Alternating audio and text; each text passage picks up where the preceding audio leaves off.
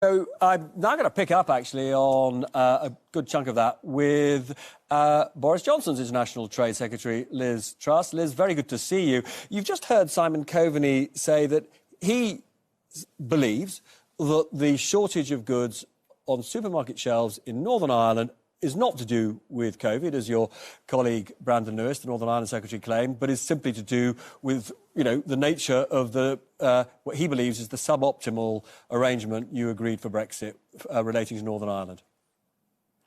Well, I think it's down to both of those issues. Of course, we were always clear that we are leaving the single market. We're leaving the customs union. There would be processes to be undertaken.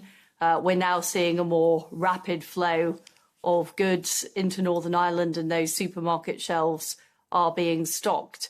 And of course, there was always going to be a period of adjustment for businesses. But at the same time, the benefits of having the trade deal we now have with the EU is we're able to strike trade deals with the rest of the world. There are the opportunities I'm looking at, such as a trade deal with the United States, CPTPP, the fast-growing group of Pacific nations, which will open up much more opportunities for British business right around the world and help grow our jobs. And I think that was a very clear choice that the government made, and we are delivering on. But just to be clear, there is a risk that in April, if appropriate systems aren't put in place, these shortages in supermarkets will get worse. Well, as I say, the Chancellor of the Duchy of Lancaster, Michael Gove, reported on this recently, saying that those shelves are being stocked, that there is a flow of goods, that there aren't queues, and we will continue to support businesses through this change to make sure these things work. But if you remember, Robert, there were all kinds of predictions of Armageddon that simply haven't happened. And instead, we've managed to secure the trade deal with the EU. We've also secured deals covering 63 countries around the world worth 885 billion. And we're now in a position of having a lower global tariff so that goods can come into our country more effectively and at lower prices, which helps our manufacturing industry. And we are seeking these deals around the rest of the world as well. Well, I want to pick up particularly on the prospects for a US trade deal. Please don't go away. I'll be back with Liz Truss in just a moment, and also the satirist and brilliant writer Armando Iannucci. What does Biden mean for us? Stick around and you'll find out. Hello, I'm delighted that Liz Truss is still with us. Liz, we've got a new president today. What's your sense of the timetable now for negotiating the free trade deal with America that you're so keen to conclude?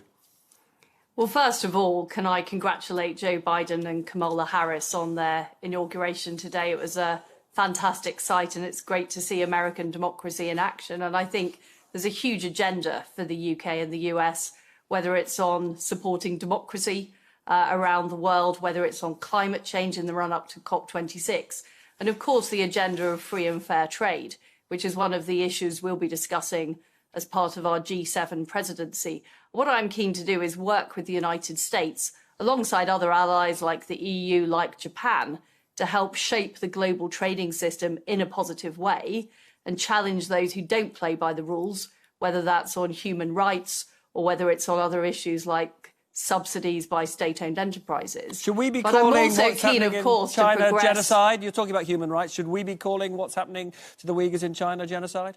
It's a matter for the courts to decide what is and isn't genocide, but I'm very clear there are heinous human rights abuses in China.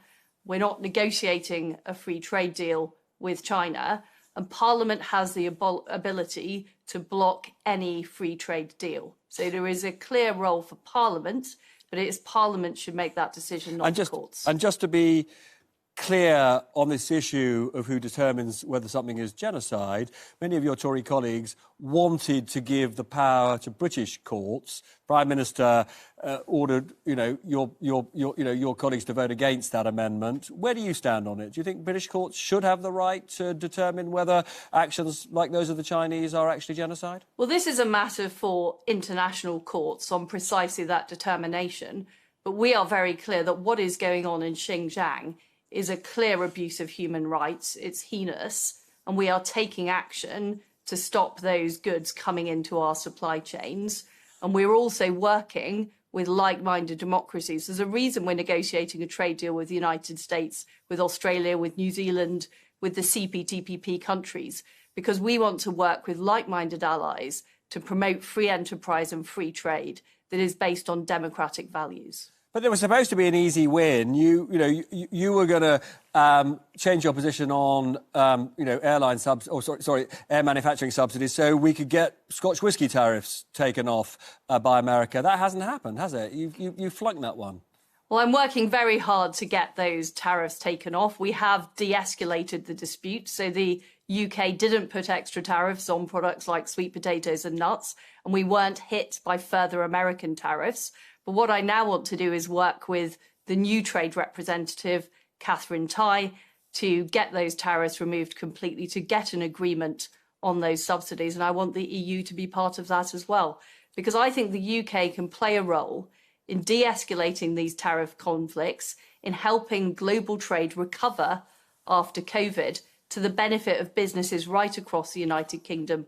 And I'm really working hard to get those tariffs removed off Scotch whisky. And just very briefly, a couple of quick ones. Do you agree with the Home Secretary that the Prime Minister should have introduced widespread travel bans in March? We made the right decisions at the time based on the information available, the Home Secretary's as we wrong. have done through the COVID crisis. And finally, there is this issue about whether the £20 top-up to universal credit should be withdrawn or not. Where are you on this issue? Well, look, it's been a very, very difficult crisis for many people across the country, and that £20 has been important. We put £7 billion into the welfare system, but we need to keep looking at the situation as it evolves. That decision comes up in April, and the Chancellor will be looking at that in advance of that time. So you haven't got a view? Well, I'm saying that we need to look at these things as the situation evolves, making sure that everybody in this country have the opportunities, have the jobs they need. Liz Truss, lovely to see you as always. Thank you so much.